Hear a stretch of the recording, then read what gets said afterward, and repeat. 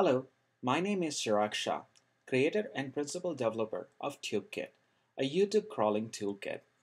In this short tutorial, I will demonstrate how to create a query-based crawler for YouTube using TubeKit.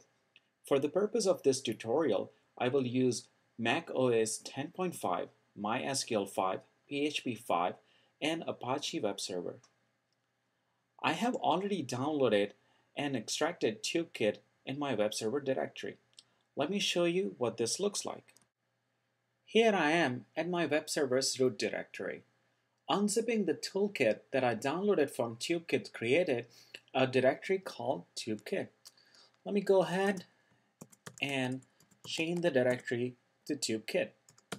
Here are the contents of that directory. Now let's say I want to create a crawler for March Madness.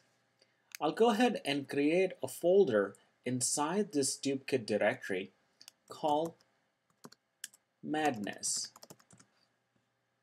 Now, it is highly important that your web server has read and write access to this directory.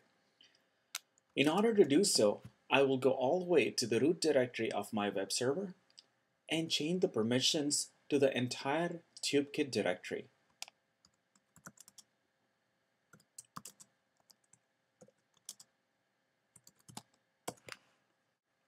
Once these directories are created and the permissions are set, we are ready to start building our crawlers. So let's go ahead and access TubeKit through our web browser. Typically, you can access your web server directory using this IP number. And in that, we have a directory called TubeKit. There it is, the TubeKit installed locally on your machine. Now I'll go ahead and start setting up the new crawler. Here I'm going to start filling in all the details for this new crawler. The name of my project is March Madness. I'll assign the prefix as MM. Directory to store the crawler, I've already created that, so I'll just type in here. Path to MacPy RSS parser. Now, TubeKit comes with it, and it's in the tools directory. So check for your installation, and you'll probably find it in TubeKit tools directory. Under that, name of the MacPy RSS parser. Now this is a path to your YouTube_DL tool. Once again, TubeKit comes with this, and it's at the same place as MacPy RSS. So it's under Tools a directory inside your TubeKit. Now I'm going to fill in some database information. Host name is a local host. Name of the database, let's call it Madness.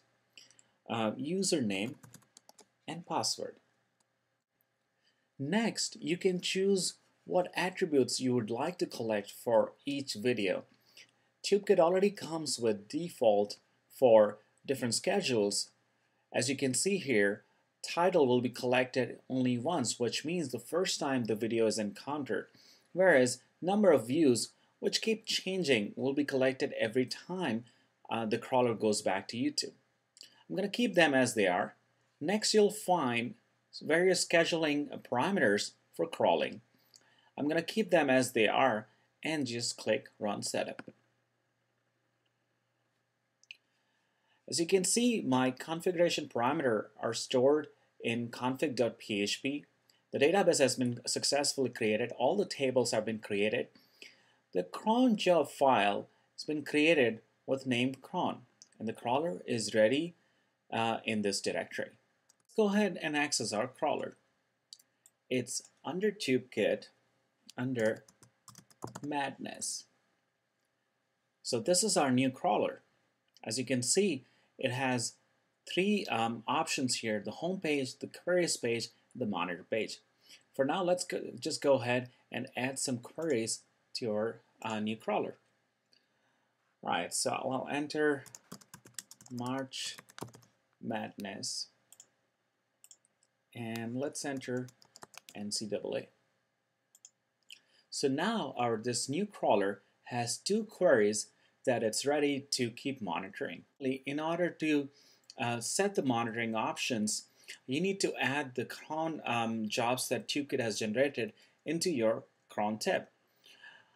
I'm going to leave the details out for how to add those things, but if you go to your crawler directory, which is here, you will see that TubeKit has generated a file called cron. And if you look at the content of that, it has printed all the information you need to add into your cron tab. For now, instead of adding them at the regular interval, I'm just going to go ahead and execute them individually.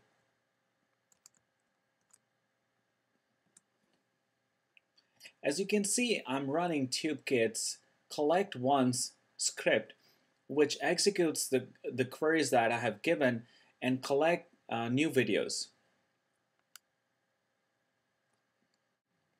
Once TubeKit has finished crawling these two queries, you can go and have a look at the monitor page. You can browse your videos by the queries or by the video listing. Let's go ahead and look at the queries. As you can see, March Madness query has resulted 86 videos and NCAA has 92. If I click on March Madness, it displays all the videos that resulted by running March Madness. As you can see, with each video, you have the link to the original YouTube video, the date when it was posted, the length in the seconds, the category, the date when it was crawled, and information in once and every. Once displays the information that is collected only once, such as the title, description, username, etc. Every time information displays the information that is collected at every crawl. In this case, since we haven't gone back to this video, there is nothing here. Now let's go ahead and look at the monitor page and browse by the videos. Here you can see all the videos that has been collected are listed here. There are total 170 videos. We can also search into this. Let's say Final Four. And TubeKit presents this information right here. You can sort this list by clicking on any of the field names.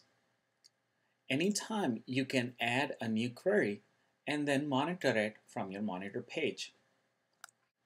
Let me go back to my crawler directory once again and list the content of cron file.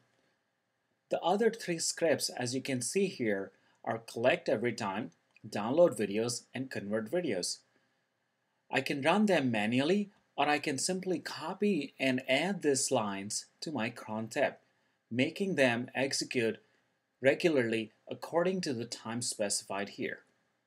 On the TubeKit website, there are many other tools available that do not require executing queries for collecting videos, such as extracting YouTube video URLs, downloading YouTube videos, harvesting different attributes for a given video, and harvesting user profiles.